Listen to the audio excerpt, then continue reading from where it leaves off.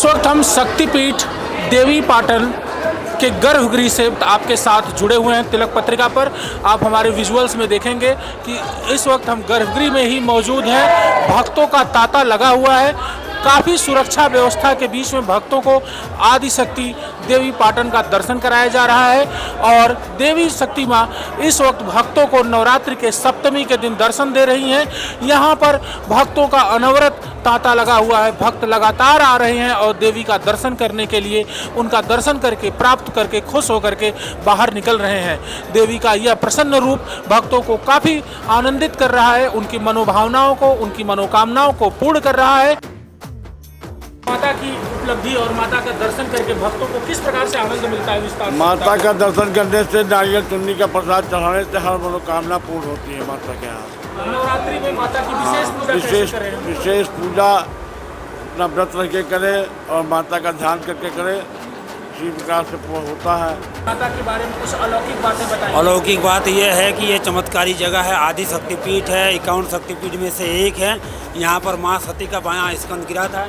ये जो गोल चबूतरा देख रहे हैं, इसी जगह पर गिरा था। वो गिरने के बाद वो पाताल लोक में चला गया। आज भी वो सुरंग यहाँ पर मौजूद है।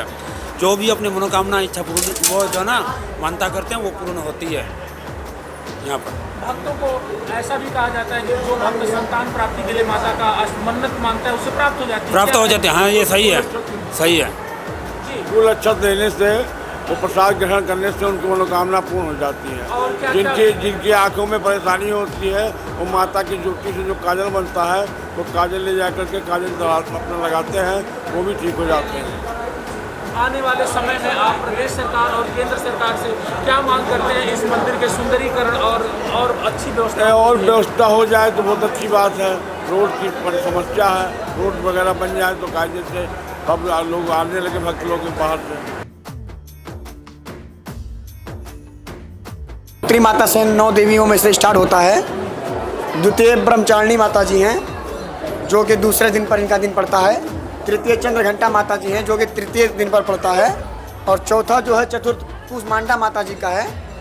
इसके बाद में आते हैं बगल में, जो कि हमारी पंचम माता जी हैं। उस दिन नेपाल से चढ़ के माता रानी जो गुरु जी आते हैं, जो रत्नाथ जी महाराज, पंचमी के दिन। और स्कंद कौन सी माता जी भैया? स्कंद माता जी का है पंचमी के दिन। छठवीं के दिन भी जो माता जी हमारी पड़ती हैं। और आज का कौन सा दिन है भैया? सप्तमी आज है। आज काल रात्रि माता जी का दिन है। और फिर उसके बाद फिर शिवरात्रि माता जी का दिन है आज, फिर सप्तम दिन। और महागौरी फिर पड़ेगा जी। इसी के बाद फिर 9 दिन की नवरात्रि इसी पे समाप्त होती है। और ये सरस्वती माता जी हैं। फिर हमारे माता रानी का मेन जो कपाट है, ये यहीं से, और अखंड ज्योत भी यहीं से दिखाई देती है। इसके बारे में बताइए। भक्तों के लिए अखंड ज्योति ही है, दर्शन करते हैं लोग, बस और क्या है।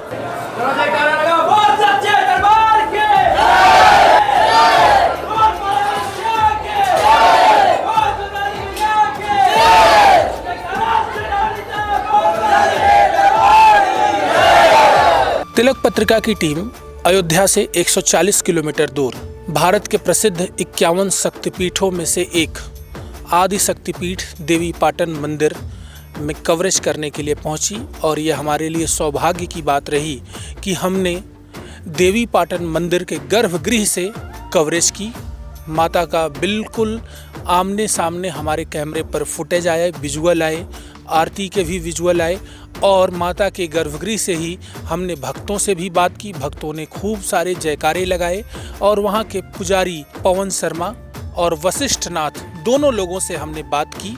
इसके साथ ही हमने देवी पाटन मंदिर को बड़े ही भव्य तरीके से भ्रमण किया।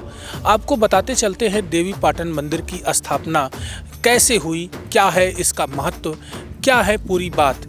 देवी पाटन मंदिर प्राचीनता के साथ साथ आदि शक्तिपीठों में जाना जाता है। जब राजा दक्ष सती के वर्णन को लेकर के यज्ञ कर रहे थे, यज्ञ में भोलेनाथ को यानी शिव को आमंत्रित नहीं किया गया था। शिव ने काफ़ी अपमानित महसूस किए, तो माता सती यज्ञ के हवन कुंड में कूद करके अपनी जान उन्होंने दे दी। यह बात भोलेनाथ को पता चली तो पूरे ब्रह्मांड की धरती कांप उठी। भोलेनाथ पहुँचे और पहुंच करके सती के शव को लेकर के अपने कंधे पर रख करके तीनों लोक में नृत्य करने लगे। पूरे ब्रह्मांड में हाहाकार मच गया कि धरती तो उथल पुथल हो जाएगी, पाताल भी उथल पुथल हो जाएगा।